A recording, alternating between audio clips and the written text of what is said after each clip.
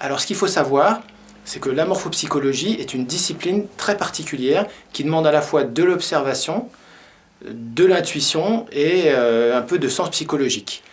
À quoi ça sert? Essentiellement à communiquer, puisque la morphopsychologie, ça permet d'observer et de comprendre l'interlocuteur en face de soi, et par conséquent, ça nous permet de nous adapter, d'adapter notre langage, verbal ou non verbal, pour mieux obtenir ce qu'on cherche à obtenir des autres. Donc ça peut être utilisé dans plein de métiers, tous les métiers qui communiquent, que ce soit la psychologie, la médecine, le management, la communication commerciale ou autre. L'idée est très simple, c'est qu'un organisme vivant, quel qu'il soit, a tendance à se dilater quand il est dans un environnement favorable.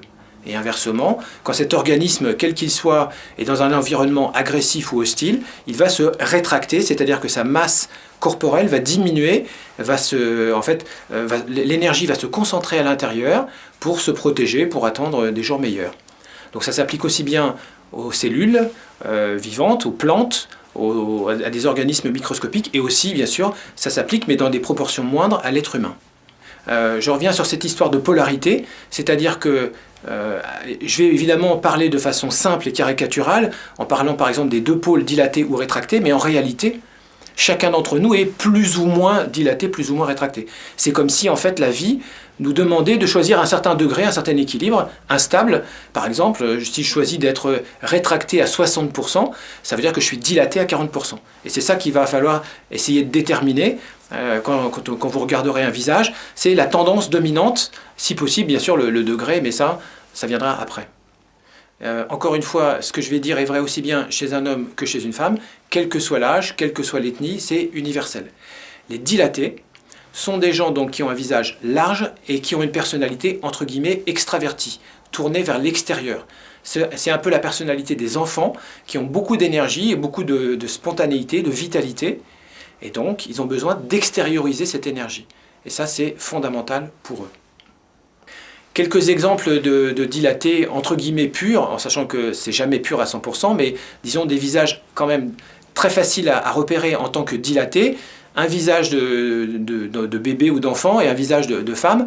Ce que vous pouvez voir dans les deux cas, c'est la largeur en fait du cadre du visage et en même temps aussi les récepteurs sensoriels, les yeux, le nez et la bouche, qui sont en général assez ouverts et assez grands.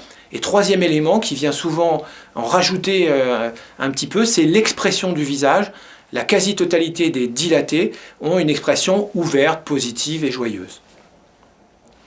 Pour terminer aussi, vous allez probablement regarder des tas de visages autour de vous maintenant, le vôtre aussi, et vous allez probablement regarder les visages autrement que vous ne l'avez fait auparavant. Eh bien, bienvenue dans le monde de la morphopsychologie. Je terminerai en disant deux choses. La première, c'est que tout le monde fait de la morphopsychologie. Vous en avez toujours fait. Simplement, avant, c'était de façon intuitive et un petit peu empirique, avec quand même une tendance à juger, du genre j'aime bien, j'aime pas, beau visage, pas beau visage. Donc le but, c'est plutôt de suspendre le jugement qui nous empêche de comprendre vraiment les gens tels qu'ils sont. Et ensuite, bien sûr, vous le récupérez, votre jugement ou votre impression. Vous avez le droit d'aimer ou de ne pas aimer tel ou tel visage, telle ou telle personne. Mais après, j'ai envie de dire, avoir vraiment pris le temps de regarder les gens comme ils sont. Et non pas de les regarder à travers le prisme déformant de l'amour ou son contraire, la peur, la haine.